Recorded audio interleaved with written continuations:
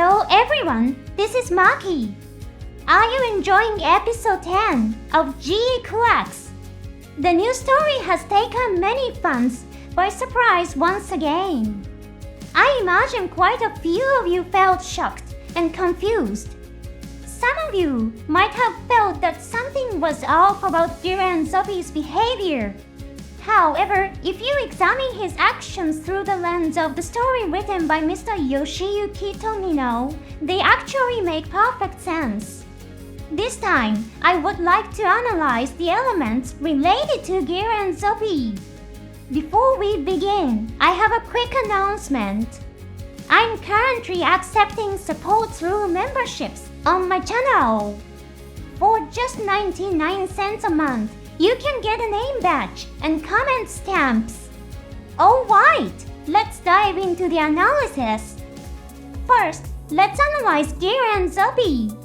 In the original 0079 story, he made a strong impression as the powerful and imposing supreme commander of Zeon's forces. So, when he appeared in the preview for episode 9 of GQuuuuuuX, many fans were eager to see what kind of commanding presence he would bring to the story. However, Giren's appearance in episode 10 was surprisingly brief. He was swiftly assassinated by Kycilia and removed from the story. Some fans have speculated was the Gihren who got assassinated really him. Could he have been a clone? This may sound like a far-fetched theory, but there is actually some supporting evidence. When episode 8 was released via online streaming, a few lines of dialogue were added. In one scene, Gihren and Ixabi have a conversation in a car. In it, Ixabi mentions that Gihren might be planning to use clone cyber types as soldiers. It's possible, then, that Giren's subordinates had access to cloning technology. However, even a clone would still be a regular human being once completed. It would need time to grow and mature. In order to have a clone that looks like an adult Gihren, some form of accelerated growth would be necessary. But is something like that feasible? The theory that the assassinated Gihren was actually a clone might be far-fetched after all. Now, let's discuss Giren's state of mind. Kycilia criticizes him for being mentally weak. This comment left many fans feeling puzzled. In the original 0079 story, Gihren was portrayed as an incredibly strong character. He always seemed composed, calm, and full of unwavering confidence.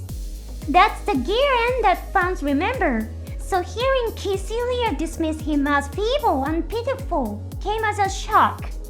When she says he's living passively in a villa with a secretary who's basically his mistress, some viewers suspected isn't that just a clever ruse to put Kycilia off guard.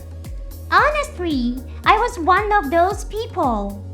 I thought maybe Gihren was pretending to be pathetic and passive just to fool Kycilia. However, when you take a step back and look at the stories written by Mr. Yoshiyuki Tomino, you realize that the weakened version of Gihren we see in GQuuuuuuX isn't strange at all. Let's revisit what Amore said in Shah's counterattack during the final confrontation, when he and Shah fight with guns, explosives, and bazookas. Revolutions always begin with brilliant minds, chasing a dreamlike ideal. That's why they resort to extreme methods. But once the revolution is over, the noble revolutionary spirit is swallowed up by bureaucracy and the foolish masses. Unable to bear such a world, those brilliant people end up withdrawing from society and politics and going into hiding.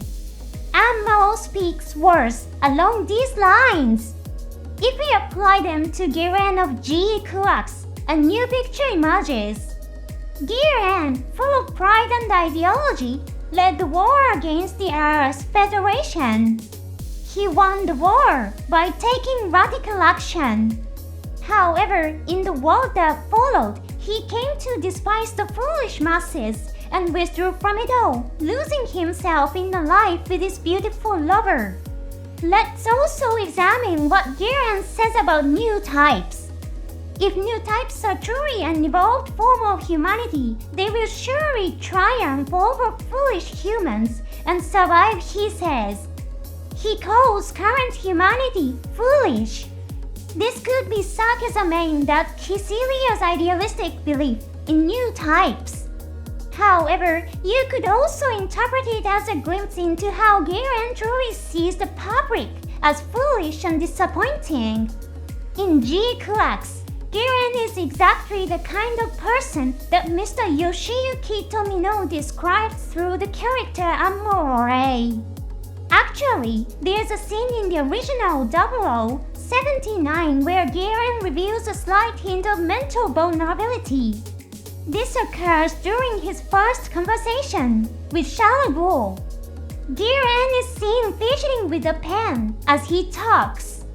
Psychologically speaking, absentmindedly playing with an object during a conversation can be a sign of internal anxiety.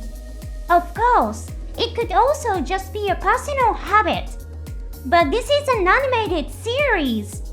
Having the staff draw over 100 frames just for a meaningless action wouldn't be a smart use of resources. Tomino as a director isn't the kind of person who would depict something without purpose. In fact, the Gundam anime often voices scenes to lighten the production load on the staff. However, this pen-feeding moment with Gihren was not reused in any other scene. It was created specifically for that moment. Shao reads Giren's mind and senses that Xian is at a disadvantage in this war. In GQuuuuuX, Shao also expresses a similar sentiment during his conversation when he says Xian's situation is unfavorable.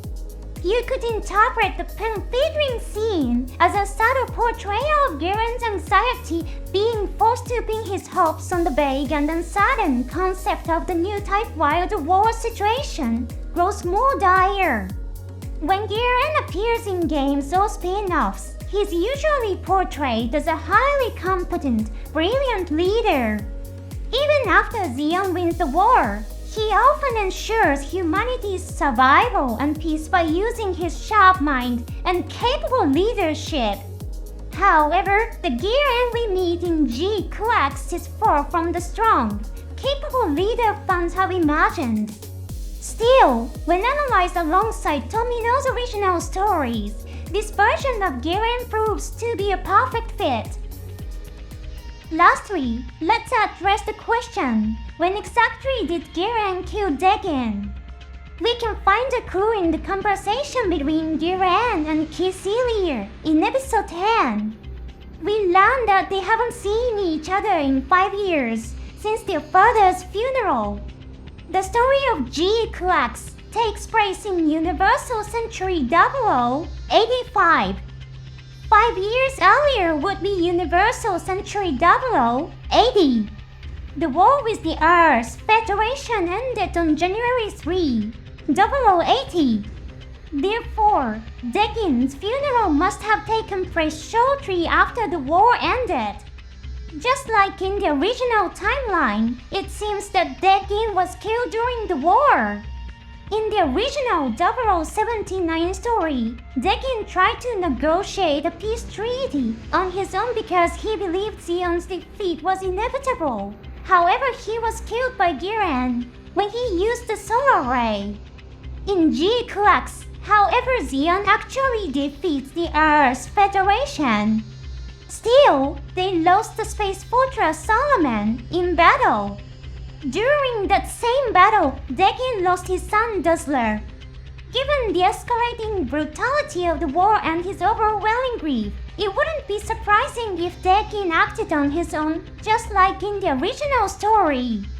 Perhaps he approached the Earth Federation with a proposal I'll hand over Gihren as a war criminal in exchange for peace negotiations. Kycilia mentions that Gihren killed his father Degwin to protect his own life.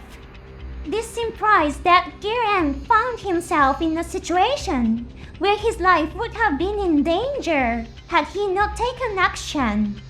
It can be speculated that Degwin was killed by Gihren during the War of Universal Century 0079 due to political rivalry. By the way, did you sense anything unusual during the scene in which Kycilia assassinates Gihren? There's a unique joke among Japanese fans. It goes, Kycilia has awakened to the force of the dark side. The joke emerged during the scene in which Kycilia, Giren's secretary, suddenly clutches her throat with a pained expression. She looks just like Darth Vader when he uses the force to choke someone, so naturally fans made the comparison. Episode 10 is filled with hidden gems like that. But that's all for now. There's plenty more content planned for the show, so I hope you look forward to what's coming next.